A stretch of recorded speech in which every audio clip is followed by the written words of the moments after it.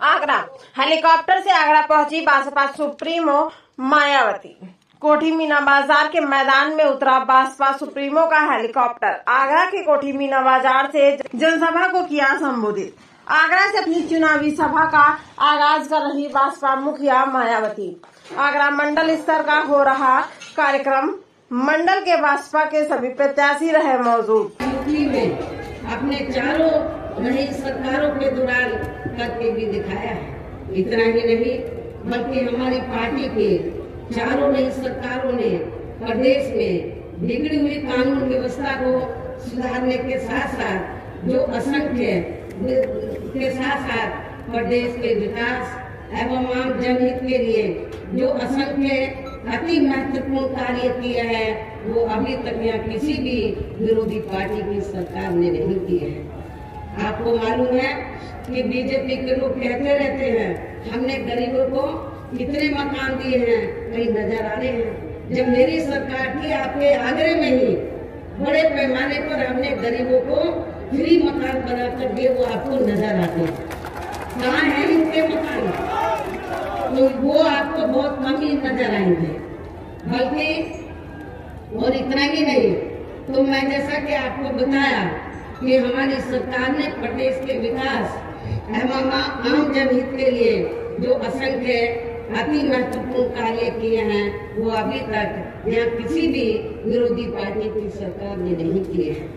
बल्कि ज्यादातर उन्हीं कार्यों के नाम जो हमारी सरकार ने कार्य किए थे, बल्कि ज्यादातर उन्हीं कार्यों के नाम में स्वरूप आदि बदलकर अब विरोधी पार्टियों की सरकारें उन्हीं को ही बुलाने में लगी है। लेकिन उन कार्यों के प्रति इनकी नियत न सोच सही नहीं होने के कारण उससे भी ये पार्टियां, उसमें भी ये पार्टियां ज्यादा सफल नहीं हो पा रही हैं। इन्हीं जरूरी बातों के साथ ही हम मेरा यही कहना है कि आप लोगों को इस चुनाव में अपने हित व कल्याण के लिए या फिर से यूपी में बीएसपी की सर्वजन हिताय व सर्वजन सुखाय की नीतियों पर आधारित सरकार बनाना बहुत जरूरी है। और इसके लिए पार्टी के लोगों को, इसके लिए बीएसपी के लोगों को वोट पड़ने वाले दिन कोरोना नियमों का पालन करते हुए सबसे पहले सुबह उठते ही न समय से अपने अपने पोलिंग बूथों पर अपना वोट डालने के लिए जाना है। वोट वाले दिन याद रखो, बहुजन समाज पार्टी के लोगों, जो बीमार है, बुजुर्ग है, उनको छोड़कर जो बाकी लोगों को उस दिन आप लोगों को उपवास रखना है। कब तक? जब तक आप लोग अपने अपने पोलिंग बूथों पर वोट डालकर अपने घरों में वापस नहीं आ जाते। नई सरकारों में शुरू से ही यहाँ यूपी की जनता काफी ज्यादा दुखी व परेशान रही है। खासकर कोरोना महामारी के दौरान तो ये सभी की हालत और भी ज्यादा खराब हो गई है। ऐसे में इन सभी विरोधी पार्टियों की नई सरकारों से निजात पाने के लिए अब इस चुनाव में यहाँ प्रदेश की जनता को अपने एकमात्र हितैषी पार्टी बहुजन समाज पार्टी की ही सरकार बनाना बहुत जरूरी है, जिसमें अपने चारों रहे शासनकाल के दौरान बिना पक्षपात व भेदभाव आदि के यहाँ कमजोर एवं उपेक्षित वर्गों के लोगों के साथ साथ सर्व समाज में से गरीबों, बेरोजगारों, गरीबों, मजदूरों, बेरोजगारों, किसानों, व्यापारियों, कर्मचारियों, वकीलों एवं अन्य मेहनतकश लोगों के साथ ही युवाओं, छात्रों, महिलाओं व बुजुर्गों आदि के भी विकास एवं उत्थान के लिए अनेक ऐतिहासिक एवं महत्वपूर्ण कार्य किए हैं। इसके अलावा बीएसपी की नई सरकार में दलित एवं अन्य पिछड़े वर्गों में जन्मे अपने महान संतों, गुरुओं व महापुरुषों आदि को भी विभिन्न रूपों में पूरा आदर सम्मान दिया गया, जिनकी यहाँ सभी विरोधी पार्टियों की नई सरकारों में काफी ज्यादा उपेक्षा की गई है। इसके साथ साथ बीएसपी की सरकार में पूर्व की तरह ही यहाँ सभी वर्गों, धर्मों व विभिन्न क्षेत्रों में लगे लोगों के हितों में भी फिर से ऐतिहासिक कार्य किए जाएंगे। प्रदेश में विशेषकर गरीबी व बेरोजगारी आदि को दूर करने के लिए जरूरी कदम उठाए जाएंगे और ये हमारी सरकार का इस बार भी मुख्य एजेंडा होगा। साथ ही किसी भी मामले में किसानों को भी निराश नहीं होने दिया जाएगा। इसके अलावा आपके इस क्षेत्र के जो भी आपके आगरा मंडल में तो सभी जिलों में जो भी स्थानीय समस्याएं होंगी तो उन्हें भी जरूर दूर किया जाएगा। वैसे आप लोगों को मालूम है कि आगरा और फिरोजाबाद में तो जो यहाँ स्थानीय कारोबार चल रहे हैं इनकी कुछ समस्याएं हैं तो उनको भी दूर किया जाएगा, ये मैं चाहती हूँ। साथ ही केंद्र व यूपी सरकार के भी विवादित, इसके साथ ही केंद्र व यूपी सरकार के भी विवादित नियमों व कानूनों को यहाँ जल्दी से लागू नहीं होने दिया जाएगा। इतना ही नहीं बल्कि बीएसपी की नई सरकार में जिन महान संतों, गुरुओं एवं महापुरुषों आदि के आदर सम्मान में व उनके नाम पर जनहित की जो अनेकों योजनाएं शुरू की गई थी, साथ ही नए जिलों के नाम भी रखे गए थे, तो उन्हें अधिकांश, जैसा कि मैंने आप लोगों को बताया कि उन्हें अधिकांश सपा सरकार द्वारा बदल दिया गया है, जिससे उनके प्रति इनकी हीन व जातिवादी मानसिकता भी साफ झलकती है तथा जिन्हें फिर बीएसपी की सरकार बनने पर जरूर बहाल कर दिया जाएगा। इसके साथ साथ बीएसपी की नई सरकार में सर्व समाज के व विभिन्न क्षेत्रों में लगे लोगों के हितों में जो अनेकों महत्वपूर्ण व ऐतिहासिक फैसले लिए गए थे, जिन्हें सत्ता परिवर्तन होने पर बाद में सपा व बीजेपी की सरकार ने ज्यादातर दरकिनार कर दिया है, तो उन्हें भी फिर से शुरू किया जाएगा। इसके साथ ही बीएसपी की सरकार बनने पर यहाँ बीजेपी व सपा आदि के शासनकाल की तरह कानून व्यवस्था को किसी भी कीमत पर खराब व लचर नहीं होने दिया जाएगा और हर स्तर पर कानून द्वारा कानून का राज कायम किया जाएगा। जाति व धर्म के नाम पर यहाँ लोगों का किसी भी प्रकार से शोषण व उत्पीड़न आदि नहीं होने दिया जाएगा। खासकर कानून व्यवस्था को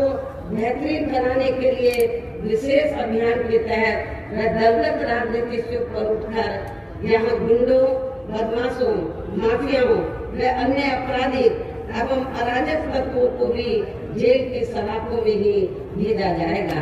जहाँ मेरी सरकार में इनकी जेल के बाहर नहीं बल्कि जेल के अंदर ही सही जगह होती है। इतना ही नहीं बल्कि जाति,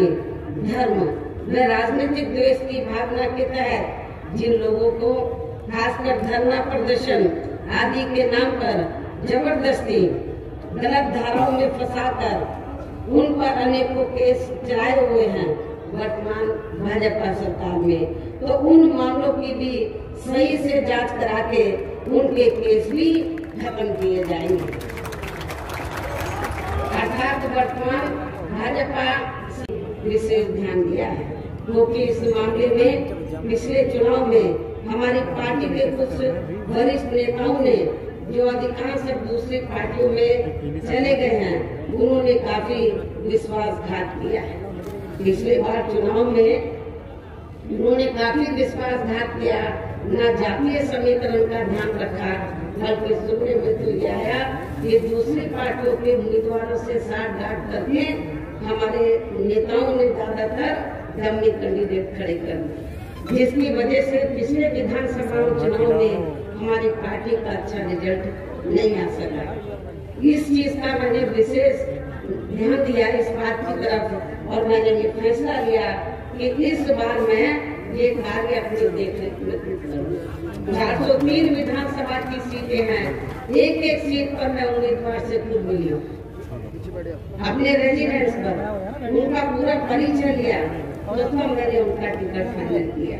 ताकि पिछले चुनाव की तरह हमारे साथ कोई धोखा न हो जाए। और इसके बाद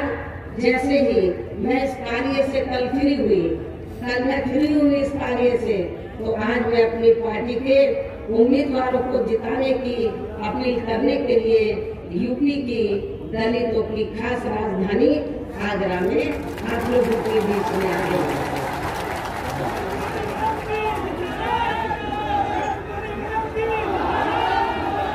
लेकिन मुझे भी पूरे यूपी में अपने खासकर दलित वर्ग के लोगों पर ये नाज है कि वे मीडिया के दुष्प्रचार पर कि उनके नेता कहाँ हैं उससे कतई भी गुमराह नहीं हुए और अपने कार्य में पूरे जी जान से डटे रहे। उम्मीदवारों के समर्थन में मुझे सुनने के लिए लाओ मत यार, मैं ला दूंगा तो उसके लिए मैं आप सभी लोगों का हार्दिक दिल से आभार प्रकट करती हूँ। पीछे हो गया और मैं सबसे पहले अपने पार्टी के संबंध में ये कहना जरूरी समझती हूँ कि हमारी पार्टी ये चुनाव उत्तर प्रदेश की सामने मत निकलिए, लगभग सभी विधानसभा की सीटों पर अकेले अपने बलबूते पर ही पूरी तैयारी दमदारी के साथ यहाँ सन 2007 की तरह फिर से अपनी पार्टी की पूर्ण बहुमत की सरकार बनाने के लिए, ताकि आपको वर्तमान में भाजपा के चल रहे जातिवादी संकीर्ण अहंकारी व तानाशाही वाले शासन से मुक्त मिल सके। इसके साथ ही हमारी पार्टी ने पूर्व की तरह इस चुनाव में भी बीएसपी से जुड़ने की तादाद को ध्यान में रखकर फिर उसी अनुपात में ही सब समाज के लोगों को टिकट मिली है। और अभी चुनाव में आप लोगों को अपना वोट कांग्रेस, बीजेपी, सपा व अन्य विरोधी पार्टियों को न देकर केवल अपनी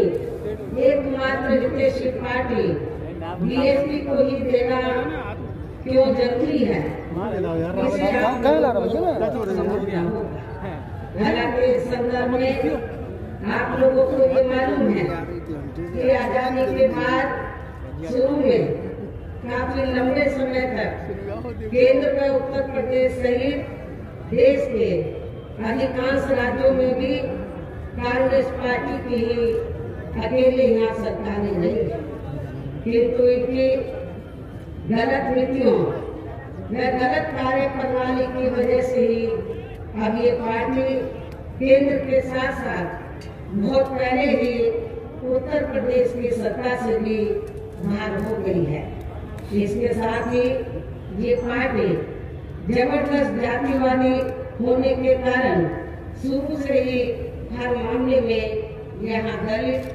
आदिवासी व अन्य पिछड़ा वर्ग विरोधी पार्टी भी रही है और अभी भी है, जिस कारण जेलें जो अधिकांश ऐसे लोगों से भर दी गई हैं तो उन्हें खाली करा के केवल यहाँ आपराधिक तत्वों को ही रखा जाएगा। इसके अलावा प्रदेश में खासकर शिक्षा के क्षेत्र में व अन्य और विभागों के भी कर्मचारी जो आए दिन अपनी मांगों को लेकर धरना प्रदर्शन